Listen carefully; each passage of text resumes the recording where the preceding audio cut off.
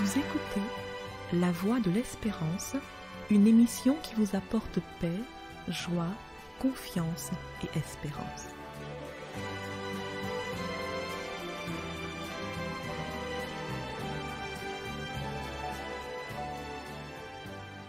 Bonjour la Guyane et bonjour à tous depuis la Guyane. Mettez-vous dans la peau d'un réalisateur. Imaginez la scène. Imaginez un psychologue qui entre dans son bureau avec un grand sourire sur le visage. Un client l'attend. Et le client, lui, il est vraiment triste. Il a la mine vraiment défaite. Ayant fait rentrer le client dans son bureau, le psychologue lui pose bien sûr la question « Mais qu'est-ce qui vous rend si triste ?» Alors le patient présente quelques situations qui le rendent triste et le psychologue de lui donner plein de conseils et à la fin de la séance de lui dire « Il y a une chose de plus que vous pourriez faire. Vous devriez aller au cirque qui s'est installé il n'y a pas si longtemps dans notre ville.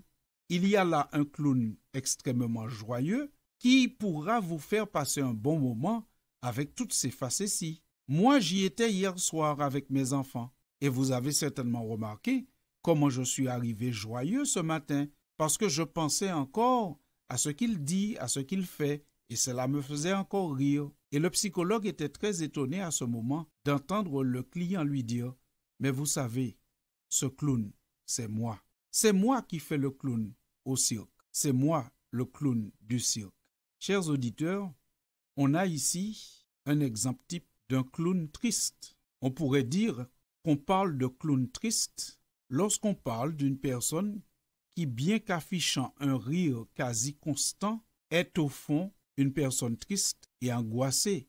Derrière le masque social, il y a une profonde tristesse, une profonde angoisse. Vous avez bien compris que l'histoire que je vous ai racontée a été montée de toutes pièces pour illustrer ce que nous voulons dire aujourd'hui. Mais est-ce que l'histoire est finalement montée de toutes pièces ou est-ce qu'elle n'est qu'une illustration de notre société? C'est à vous de réfléchir et de décider.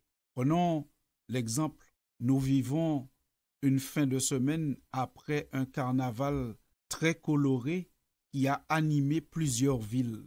Des personnes en grand nombre se sont défoulées. On rit, crié, chanté, dansé pendant toute une semaine. Mais alors que le carnaval est maintenant terminé, les carnavaliers ont repris leur émotion d'avant-carnaval. Et certains remarquent que ni leur tristesse, ni leur angoisse, ni leur dette, ni leurs problèmes ne se sont évacués pendant le carnaval. Certains sont même plus chargés qu'avant, ayant ajouté tristesse à la tristesse qu'il y avait déjà avant le carnaval, soit parce qu'on regrette d'avoir dit des choses à certains moments, dans l'euphorie, animée par l'alcool. D'autres regrettent des relations sexuelles consenties dans cette période d'euphorie bien arrosée qu'ils n'auraient jamais consentie en d'autres temps. D'autres sont attristés parce que malheureusement, ils étaient au mauvais endroit, au mauvais moment durant le carnaval et ont assisté à des scènes de violence terribles jusqu'à des meurtres qu'on a pu enregistrer pendant le carnaval aux Antilles-Guyane. Est-ce que le carnaval nous enlève réellement notre tristesse, nos problèmes, alors que la promotion est faite chaque année pour cette période de défoulement? Est-ce que c'est une période qui nous enlève réellement nos angoisses et notre tristesse ou une période qui, pour certains, en ajoute? La question est ouverte. Ici, à la Voix de l'Espérance, nous voulons rappeler que la vraie joie, c'est celle qui est en Jésus-Christ. La vraie joie, c'est celle qui est dans une relation avec Dieu. Parce que la vraie joie, celle que Dieu donne, celle que Christ donne, ne repose pas uniquement sur le moment présent, mais fait aussi appel à une projection dans l'avenir. Jésus disait à ses disciples, et à vous et à moi aujourd'hui, « Je vous laisse la paix, je vous donne ma paix. Je ne vous donne pas comme le monde donne, que votre cœur ne se trouble point et ne s'alarme point. » Évangile de Jean, chapitre 14 et au verset 27. Jésus dit bien qu'il ne donne pas la paix comme le monde la donne, parce que la paix que le monde donne peut être vite enlevée, ou alors la recherche d'une détente, d'une joie tel que nous pouvons le concevoir dans le monde peut être l'effet contraire. Cela signifie que nous pouvons ajouter des peines à nos peines en cherchant la joie pas comme il le faut. La joie que Christ propose est une joie qui est liée au présent parce que sa présence nous console, mais qui est surtout liée à une espérance. C'est ainsi que Jésus déclare aussi dans l'évangile de Jean au chapitre 14, à partir du verset 1er, que votre cœur ne se trouble point. Croyez en Dieu et croyez en moi. Il y a plusieurs demeures dans la maison de mon Père. Si cela n'était pas, je vous l'aurais dit, mais je vais vous préparer une place. Et lorsque je m'en serai allé et que je vous aurai préparé une place, je reviendrai et je vous prendrai avec moi, afin que là où je suis, vous y soyez aussi. Fin de citation. Le Christ nous invite à ne pas avoir un cœur troublé parce que nous aurons dans la relation avec lui une espérance. L'espérance de son retour et l'espérance d'un royaume où régnera la paix, la quiétude. Ainsi donc, chers auditeurs, la vraie joie, elle se trouve dans une relation avec Dieu où l'espérance va naître et nous porter dans notre quotidien. Nous lisons encore dans le livre des Psaumes, au chapitre 16, « Je bénis l'Éternel, mon conseiller. La nuit même, mon cœur m'exhorte. J'ai constamment l'Éternel sous mes yeux. Quand il est à ma droite, je ne chancelle pas. Aussi, mon cœur est dans la joie, mon esprit dans l'allégresse et mon corps repose en sécurité. Car tu ne livreras pas mon âme au séjour des morts et tu ne permettras pas que ton bien-aimé voie la corruption. » Fin des citations. Ici, nous avons la parole d'un homme qui fait l'expérience d'une relation avec Dieu et il atteste et il témoigne que son cœur est dans la joie, que son esprit est dans l'allégresse et que son corps repose en sécurité, tout simplement parce qu'il sait que Dieu ne le laissera pas à toujours au séjour des morts. Il a cette assurance, cette espérance que un jour, Dieu lui donnera une autre vie, une vie tellement différente de celle qu'il attriste aujourd'hui que par projection, il est déjà dans cette joie. Il vit déjà le pas encore avec son Dieu par la foi. Et il conclut son propos dans le psaume 16 au verset 11 en disant « Tu me feras connaître le sentier de la vie.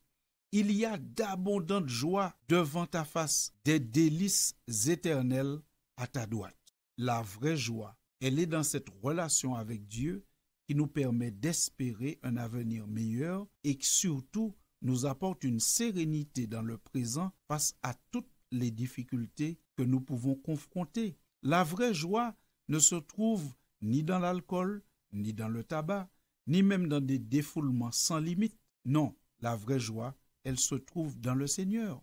Si vous interrogez nombre de carnavaliers, 2 ou 3 jours après le carnaval, vous verrez que certains ont alourdi leur peine et n'ont absolument pas trouvé une joie durable. Il ne faut pas confondre la joie durable que Christ propose et un moment d'euphorie durant lequel on pourrait même ajouter des problèmes à ces problèmes. Et nous terminerons en citant l'apôtre Paul qui dit ceci dans sa première épître aux Thessaloniciens, au chapitre 1er et au verset 6. « Et vous-même, vous avez été mes imitateurs et ceux du Seigneur, en recevant la parole au milieu de beaucoup de tribulations avec la joie du Saint-Esprit. » Fin de citation.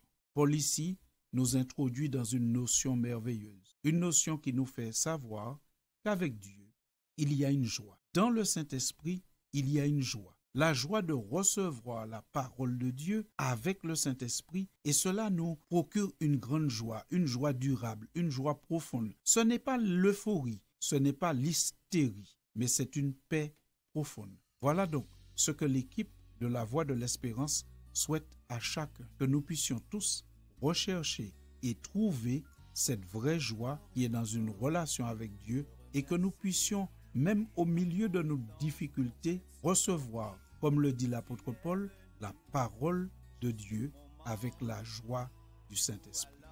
À bientôt, chers auditeurs. À force de vouloir chercher ailleurs ce qu'il y a dans son cœur. Derrière mon apparence, c'était l'indifférence. Je noyais ma peine en cachant mes peurs. Tu m'as donné la joie, de la joie, de la joie et du bonheur. Tu m'as donné la joie, de la joie, de la joie, de la joie, de la joie qui remplit mon cœur. C'était La Voix de l'Espérance, une émission préparée par l'Église adventiste du 7e jour. Si vous désirez avoir une copie de la causerie d'aujourd'hui, demandez-la. Elle vous sera donnée gracieusement. Écrivez à La Voix de l'Espérance, boîte postale 169 97 324, Cayenne, CEDEX, ou téléphonez au 0594 25 64 26. Merci chers auditeurs et à bientôt.